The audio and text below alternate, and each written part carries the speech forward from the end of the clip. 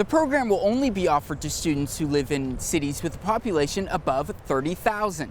So that does include here in Joplin, but not in cities like Neosho or here in Carthage. We're in the back parking lot of the building right now, where you can see a trailer is being loaded and several residents are going in and out trying to get their lives packed up in a day. And as we come around here to the side street, you can see a line of cars doing the same, and it's much the same story up front. That gives you a idea of how hectic it's been for the last several hours. Powell also explains they'll have seating in classrooms set up in such a way that students can social distance as much as possible, and make sure students follow good hygiene practices like washing their hands or using hand sanitizer.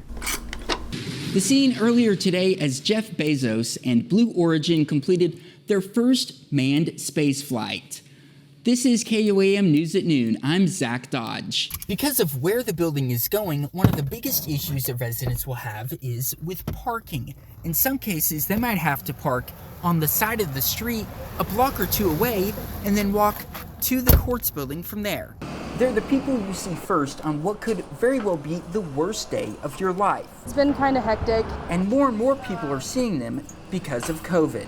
This is our second for the day, but they've both been out of county calls. Mercy paramedic Rachel Cummings and her crew see more COVID calls than anything else right now.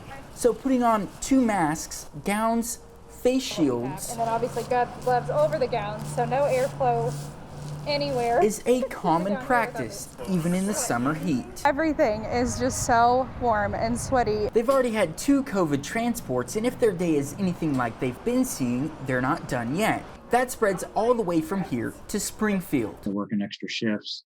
Many times their shifts are extended, and so it is definitely a stressful time. Mercy EMS Director Bob Patterson is based in Springfield and says the numbers are so high, they had to request support from the state for help doing long-distance transports, something they've had to do more and more as hospitals fill up. They run about 90. They've handled about 90 long-distance transports for us in the past 5 days. In Crawford County, Kansas, the number of COVID calls haven't exploded to the same degree, but long-distance transports are also becoming more frequent. The round trip on a Kansas City run is about 6 hours. That's 6 hours out of county. Dr. Timothy Stebbins, director of Crawford County EMS, says that's exacerbating a pre-existing issue: a lack of staff. So all of these communities are suffering with the same problem. You know, you have a set number of ambulances that you can run in a day. When you're taking an ambulance out of district for hours, it creates a challenge. The short-term solution to all the problems? Vaccination. Everybody has their own reason to not get vaccinated, but a sore arm for 2 days is much better than burying your wife. It's not worth that. With a few boxes in tow, Miami resident Risa Harvell goes to her apartment without knowing when she'll be back. This is ridiculous. Harvell and around 40 other residents at the Miami Towers knew they'd have to move for an upcoming renovation project, but they thought they'd have more time. We found out about 4 hours ago that we're having to move in a day. It really kind of upset me. You did hear that right. Residents were told they had 24 hours to get what they could and vacate the property. The city has been working on renovating the building, which is owned by the Miami Housing Authority, but an engineering report Wednesday morning gave everyone concern. That says the structure is not inhabitable because of structural damage. We are concerned for the residents' safety. So residents started grabbing what they could. Told me to move everything in the car as I can. And filling vehicles inside and out, getting ready to go to their new temporary homes. To have to pack up and move. I have no family here in town. They're all out of town, and I can't hardly do all this stuff by myself. That was a concern for many elderly and disabled who had to call on friends and family to help them at the last minute. The Housing Authority says they have people available to help residents move and say they have found somewhere for everyone to go. They're putting us up in a hotel for right now. Once the renovations to the building are complete, residents will be able to move back in. But there's no way to know right now how long until that happens. It's frustrating.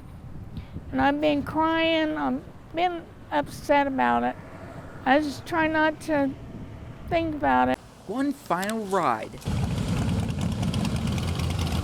for an American hero. It's been a long time coming. After 70 years, Sergeant Lloyd Allenbaugh is laid to rest in American soil. An emotional time for his nephew, Wes Allenbaugh. We always had his picture hanging in the house, and my dad never gave up on fighting him. Lloyd Allenbaugh grew up in Reeds, enlisted in the Army when he was 21, and served as a member of the 7th Medical Battalion, 7th Infantry Division during the Korean War. He was last seen alive November 28, 1950, near the Chosin Reservoir in North Korea. Sergeant Allenbaugh and the crew were greatly outnumbered. It was an ambush, actually. They were fighting a war, but they hadn't counted on an ambush. His remains were not among those identified after the Korean War. It wouldn't be until decades later, in 2018, that a summit between President Trump and North Korean leader Kim Jong-un would lead to the return of his remains to American soil. I have to wonder sometimes on why it took so long. We've had 12, 14 presidents since Truman, and took Trump to get him back, but all that matters now is it's finally done. After being escorted to the cemetery in Reeds, he was given the recognition he deserves and laid to rest between his mom and dad. The boy deserves to be recognized, along with all of them who lost their life. Skating was big back in the early 50s and stuff. Said he was one of the best skaters around. He could about outskate anybody. See, I was only a year and a half old when he died, so I never got to know Michael Lloyd. I say again, why did it take so long? But all that matters now is it's done. I'm feeling glad that he's not on Korean soil anymore. He's on our soil. Definitely. Finally. In Reeds, Zach Dodge, KUAM News.